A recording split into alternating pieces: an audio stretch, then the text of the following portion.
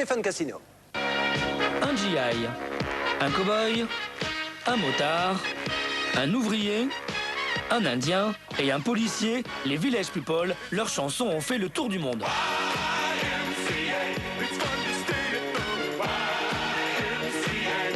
6 gaillards 100% américains, sexy et provocants qui ont fait exploser la musique disco sur toute la planète, une création pourtant 100% française, découverte par Jacques Morali et Henri Bellolo. L'histoire commence ici, à Greenwich Village, le quartier branché de New York. En avril 77, Bellolo et Morali, deux producteurs de disques, se promènent dans ces rues à la recherche d'un nouveau concept. On se promenait avec Jacques Morali dans les rues du village et on a entendu des bruits de clochettes derrière nous. On s'est retourné, il y avait un Indien qui marchait dans les rues de New York. On le suit avec Morali, il rentre dans un bar et à un moment l'Indien monte sur le comptoir et se met à danser. On se retourne, il y avait un cow-boy qui était accoudé, qui regardait l'Indien danser. Morali et moi, on s'est regardé, on a dit, attends, c'est ça l'idée. En moins de 4 semaines, Bellolo et Morali organisent un casting et composent la première chanson. Dès sa sortie, San Francisco est un tube, 100 000 exemplaires vendus. L'idée, c'était de mettre au point un groupe qui reprenait tous les stéréotypes du mal américain, tels que vus par des étrangers aux États-Unis. À partir du deuxième album, le ton est donné. 6 caricatures du mal américain se déchaînent dans les discothèques et les plus grandes salles de concert. Un groupe festif qui véhicule le rêve américain tout autour du monde. À chacun de leurs concerts, le public est hystérique. Le phénomène Village People s'est installé en quelques mois et c'est loin d'être terminé. 23 années plus tard, ils n'ont pas pris une ride et le public est toujours au rendez-vous.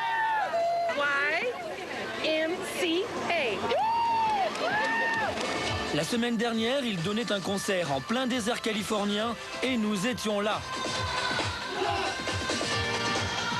Quelques minutes avant leur entrée en scène, les 3 membres d'origine ont accepté de nous recevoir.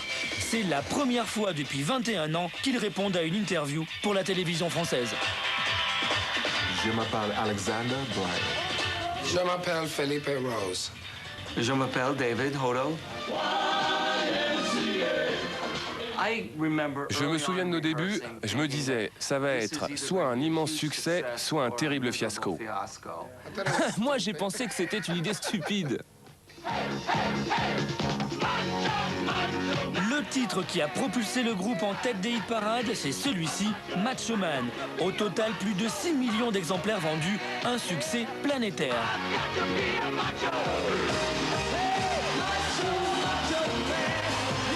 On voulait s'amuser avant tout.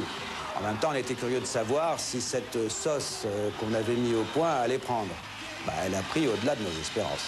La façon d'écrire nos chansons avec Jacques n'était pas innocente. On essayait de deviner quels étaient les phénomènes sociaux, politiques, économiques qui intéressaient les Américains. Donc on s'était dit qu'une chanson qui reprenait ce mythe du mal américain qui voulait être macho et se faire de gros muscles, ça risquait de marcher.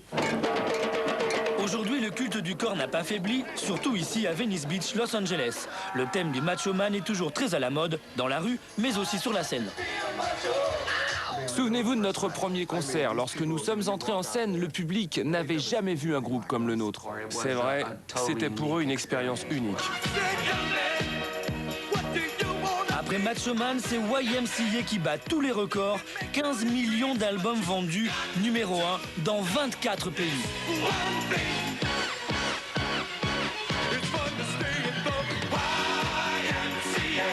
Et c'est en marchant dans les rues de New York qu'on a vu un signe YMCA, YMCA en anglais. On a demandé autour de nous ce que ça signifiait. On nous a dit que c'était les auberges de jeunesse américaines. On s'était dit que c'était un thème porteur. Et c'était facile à décomposer. YMCA, et c'est parti. À l'époque, on n'avait pas encore de chorégraphe attitré. On répétait la chanson et puis je crois que tous ensemble, on a commencé à faire les lettres Y, M, C, E. Et c'est devenu un peu la marque de fabrique du groupe. On m'a signalé que souvent, 1 ou 2 présidents américains ont dansé le YMCA avec la First Lady en faisant le Y, le M, le C et le E. C'est quand même pas mal. YMCA devient un standard de l'époque disco. Depuis 23 ans, elle est reprise sur les écrans du monde entier. Dans cette publicité pour un soda mondialement connu, ou dans celle-ci pour un shampoing. Quatrième album, le groupe continue sur sa lancée. In the Navy est repris en chœur par des dizaines de milliers de personnes. Les Village People font la une de tous les plus grands magazines. Ils sont sacrés meilleurs groupes de l'année 79 aux Grammy Awards. Morali et Bellolo collectionnent les disques de platine. Le succès du groupe n'a plus de limite. Même Hollywood s'intéresse à eux. L'histoire des Village People au cinéma. Le film fera peu d'entrées et pour cause, la musique disco n'est plus à la mode au début des années 80. Pour le 6e album, Bellolo et Morali décident de changer radicalement de style. Musique new wave et look plus atténué. Résultat, Mais le public n'a absolument pas marché, et donc ça a été une expérience qui a été complètement ratée. pour le public, les Village People, ce sera toujours le groupe des années disco. Aujourd'hui, ils continuent à jouer leurs chansons historiques. Les costumes, la chorégraphie, tout y est. Et ça marche. Entre avril et juin 1999, leur tournée a rapporté 245 000 $. Henri Bellolo dirige l'une des plus importantes maisons de disques françaises. Il a découvert de nombreux autres talents après les Village People. Un des meilleurs DJ français, Antoine Flamand. La plupart des tubes du top 50 sont fabriqués ici, mais Henri n'a pas oublié son groupe favori. Un site internet est actuellement en préparation.